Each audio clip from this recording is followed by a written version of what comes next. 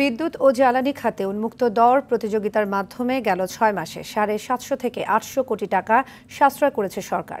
রাজধানীতে এফবিসিসিআই আয়োজিত জ্বালানি বিষয়ক সেমিনারে এমনটাই দাবি করেন জ্বালানি ও খনিজ সম্পদ উপদেষ্টা ফজলুল কবির খান। বিদ্যুৎ উৎপাদনে আমদানিকৃত গ্যাসের উপর একক নির্ভরতা কমিয়ে নবায়নযোগ্য জ্বালানির ব্যবহার বৃদ্ধিসহ অভ্যন্তরীণ গ্যাস অনুসন্ধানের তাগিদ দেন আলোচকরা। সাকিবুর রহমানের রিপোর্টে দেখুন বিস্তারিত।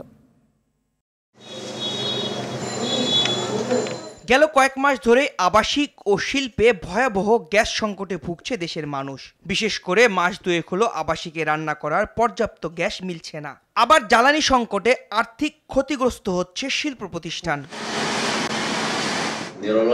দেশের সাম্প্রতিক জ্বালানি পরিস্থিতি নিয়ে এফবিসিসিআই আয়োজিত এই অনুষ্ঠানে উঠে আসে জ্বালানি সংকটের কারণে দেশের প্রতিনিয়তই বন্ধ হচ্ছে শিল্প কারখানা।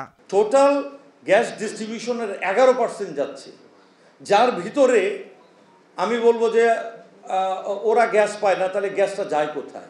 লিকেজ আছে অনেক।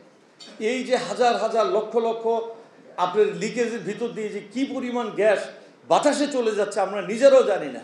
সুতরাং এই পদ্ধতি, এই যে পুরনো পদ্ধতি যেটা 50 বছর আগে ডিস্ট্রিবিউশন কোম্পানিগুলি মার্কেটিং করে গ্রাহক সংগ্রহ করত, সময়ের বিবর্তন এটা আমাদের জন্য এখন বোঝা হয়ে দাঁড়াইছে। বিগত আওয়ামী লীগ সরকারের আমলে সীমাহীন দুর্নীতির কারণে এই খাত পৌঁছে গেছে খাদের কিনারায়। এমন পরিস্থিতিতে দ্রুততার সাথে বিশেষ ট্রাইব্যুনাল গঠনের মাধ্যমে জড়িতদের শাস্তির আওতায় আনার তাগিদ আলোচকদের।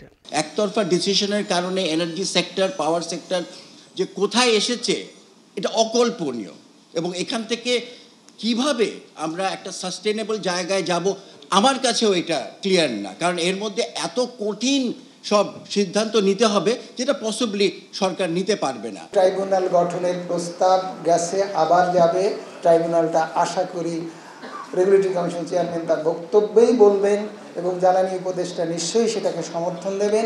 অপরাধীর বিচার হবে না, কোনো জাতি সেটা করবে না, এটা হতে পারে না। অপরাধীর বিচার সর্বকালে সর্বযুগে হয়ে আসছে। সবার আগে জ্বালানি খাতে জ্বালানি অপরাধীদের বিচার হবে এবং এই সরকারই এই বিচার সূচনা করে যাবে। গেল সরকারের জ্বালানি কাঠামো থেকে অনেকটাই বেরিয়ে আসতে সক্ষম হয়েছে বর্তমান সরকার। জ্বালানি উপদেষ্টা দাবি করেন বিদ্যুৎ ও জ্বালানির ক্ষেত্রে সরকার চলতি 6 মাসের শাসন আমলে সাশ্রয় করেছে 750 থেকে 800 কোটি টাকা। বিদ্যুৎ এবং জ্বালানি খাতকে উন্মুক্ত করে দেওয়া কিভাবে?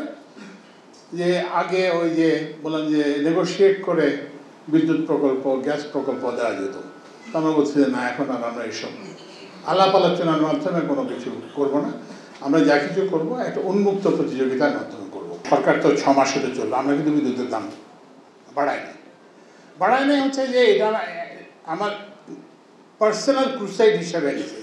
It will be immoral to increase the electricity price, কারণ হচ্ছে যে আমরা তো অন্যায় দামে বিদ্যুৎ কিনছি, সেটা আমি কনজিউমারকে কেন পাস করব? কিন্তু এটা কতদিন রাখতে পারবো আমি জানি না। এ সময় বিদ্যুৎ উৎপাদনে আমদানিকৃত গ্যাসের উপর একক নির্ভরতা কমিয়ে নবায়নযোগ্য জ্বালানির ব্যবহার বৃদ্ধি সহ অভ্যন্তরীণ গ্যাস অনুসন্ধানের তাগিদ দেন আলোচকরা। শিল্প খাতের গ্যাসের দাম বাড়ানোর কোনো প্রস্তাব করা হয় না। সাকিবুর রহমান, RTV, ঢাকা।